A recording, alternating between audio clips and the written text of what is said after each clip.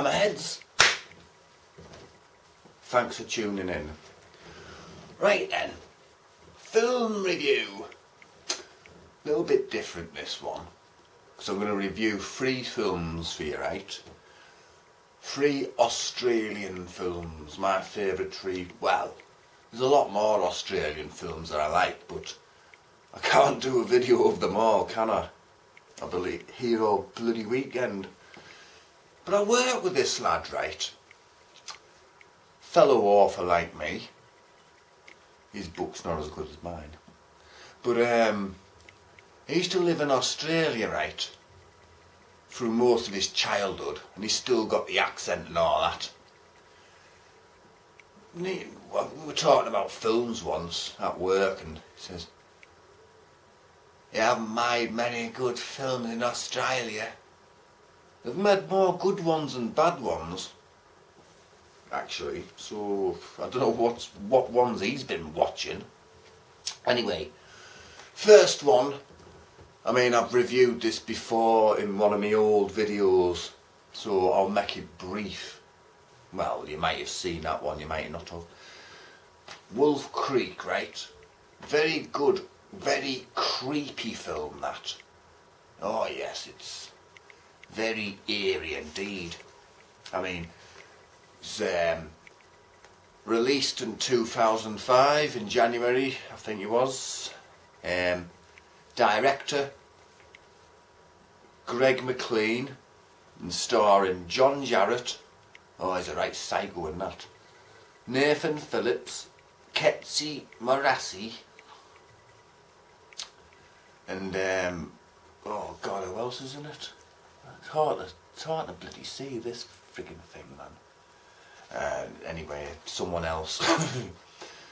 Basically, a couple of English girls, like backpackers in Australia, right, meet up with this lad from Sydney, and they all go to visit Wolf Creek. Well, it's a big crater in the outback in Australia, you know, it's like a tourist attraction. So they went there, you know, come back, the car's not working, who should turn up but Mick, John Jarratt. Oh, lunatic he is, serial killer, loosely based on Ivan... Oh, what the... I can never think of his bloody name! The Sydney backpack killer. What was his... Ivan Limatas... Oh, forget it. Yeah, because he used to sever the spinal cords as well. There, just a head on a stick. Like, the scariest film of the year. How can you be found when no one knows you're missing? Based on true events. Very eerie. I mean, the cinematography is really good by Will Gibson. It's, you know, the camera work's really atmospheric, and few people have compared this to Texas Chainsaw Massacre. I don't know about that. I mean, the opening credits, they must run for about 15 minutes. Honest to God. Wolf Creek, right? A little synopsis on the back here. 3 backpackers head into the beautiful and isolated Australian outback in a dilapidated car. After several days of driving, they finally arrive at their destination, Wolf Creek National Park, a mysterious area where a meteorite landed. After exploring the terrain, they discover their watches don't work and their car won't start. As panic sets in and the trio prepare to spend the night in the middle of nowhere, they notice the headlights of a car emerging from the darkness. So begins the group's encounter with one of the most terrifying madmen in history and film. Based on the chilling true events, Wolf Creek is guaranteed to have you on the edge of your seat. Oh, it does as well. Yeah, Wolf Creek, good film that. And the other 2 I do have, But like, I taped them off the TV a long time ago, so I'm not going to hold bloody videos up, am I? What's got no information on them, what's the point? So I wrote some notes down instead.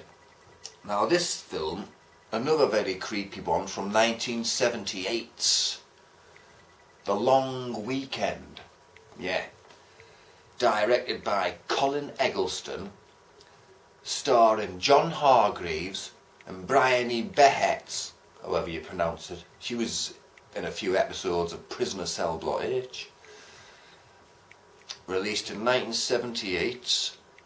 Basically it's about a couple, right? They're having a difficult marriage. So he goes out and spends $200 on all his camping equipment.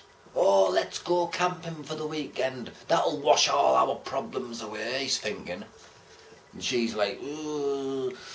Anyway, you know, something's happened in the past between them and she got an abortion or something, blah de blah. Anyway, the dog, Cricket, she says, well, he wants to bring it with him, and she says, no, just leave it there. And you can't just leave it there and plonk a bowl of food down for the weekend. Anyway, they bring the dog, and they get the camp. It's in New South Wales, and they're camping on this, like, in the woods on the edge of the beach, right? And it's very eerie. Things start to go wrong. You know, the chicken's full of maggots and it's gone off for no, well, the chook as they call it. You know, it's only just been defrosted. She finds a bloody eagle egg. She foolishly smashes it against a tree trunk, and the eagle's always like coming down and attacking them after that. There's a possum in the tent. He bites his bloody hand off nearly. Just everything starts going wrong, and nature gets them back, really. It's like saying to them, you shouldn't be on our land, get out of it. I'm not going to tell you the ending because it's very abrupt. And my third film, this is probably one of my favourite Australian films, this. It's one of my all top 10 films, period. The Club. Yep. Directed by Bruce Beresford. And it's actually from a playwright by David Williamson. And the play was first wrote in 1977 and adapted into a film. It's like very satirical, you know. It's not a comedy, but I think it's bloody funny. It was released in 1980, September 1980. How I remember these months and dates, God only knows. Oh God. Stars Jack Thompson, John Howard, Graham Kennedy, Frank Wilson and Alan Castle. And the American version was called Players. Basically it's about Collingwood Football Club, Melbourne, right? And you know, it's about the management, how crooked they are, and they're all backstabbers basically. And they pay $120,000, hell of a lot of money in 1980, for this player from Tasmania. And they're all thinking, what the hell have they forked out that much for someone who hasn't proven himself in the big league or anything yet? Anyway, he's on the pitch. You know, he's stoned out of his head, he's been smoking a few spliffs beforehand, and he's just ignoring the ball and looking up into the sky. Absolutely stoned. Oh, there's some funny lines in that. As a businessman myself, I can understand the logic of it. As a businessman yourself. What about 20,000 pop-up toasters? What, first burn the toast and then fire them at you like bloody mortar shells? What about 50 grouse of bloody Russian alarm clocks that tick so loud you didn't even need the bloody alarm?